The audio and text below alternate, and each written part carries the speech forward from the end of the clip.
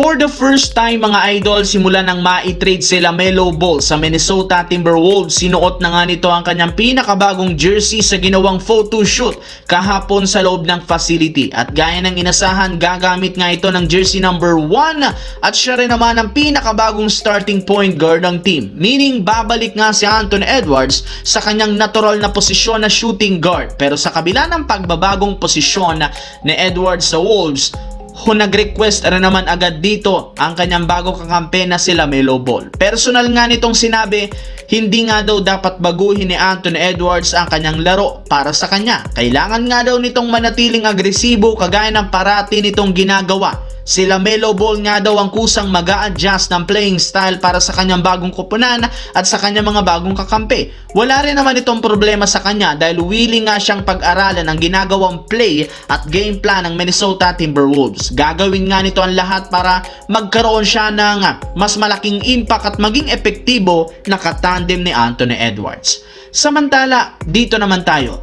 Laos, matanda, injury prone. Yan nga mga idol ang ilan sa mga tawag ngayon ng mga fans sa veteran superstar na si Paul George na binabatikos ngayon simula nang makuha siya at malipat sa Boston Celtics sa kanilang ginawang trade kay Jaylen Brown sa Philadelphia. 100% sigurado nga ang mga fans at analysts na pagsisisihan nga daw ng Boston Celtics ang pagkuha sa kanya. Kaya kung meron man nga pong isang star player na makailangang patunayan next season, ito walang iba kundi si Paul George. Dahil nga sa ilang games pa lang na napaglaruan ni Paul George nitong nagdaang taon, sunod-sunod pa ang injury, sabayan mo pa ng pagkakaroon ng malamyang laro, hindi na nakakabigla. Bakit halos lahat ng mga fans ng Boston hindi siya nire-respeto?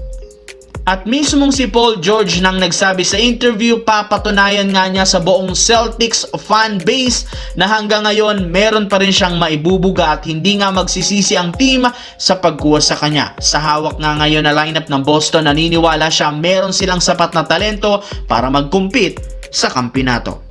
Samantala, isang malaking question mark pa rin hanggang sa ngayon mga idol kung anong team ang sasalihan ni LeBron James ngayong offseason. Wala rin naman pong nagpapatalong interesadong koponan sa pagkuha sa kanya kagaya ng Philadelphia 76ers, Miami Heat, Golden State Warriors, Minnesota Timberwolves at Cleveland Cavaliers. Lahat nga ng mga ito gumagalaw talaga ng pagre-recruit kay LeBron James. Subalit, kung ang isang analyst ang tatanungin sa mga nabanggit ngang teams, Golden State Warriors ang may best lineup sa pagkakaroon nila ng kompletong lineup, lalo ang mga big man. Nasa kanila naman si Stephen Curry at kapag sumali nga ito sa Golden State, siya nga ang inaasahang second option kasama si Stephen Curry na mangunguna sa opensa at magiging playmaker ng team. Kaya papabor nga talaga sa kanila kapag pinili nito ang Golden State. Maliban sa mismong sinasabi ni Draymond Green at Stephen Curry, aminado rin naman ngayon at trending ang sinabi ni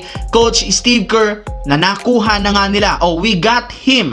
Ang sinabi nito sa isang fan na nagtatanong na kailangan nga daw nila si LeBron James.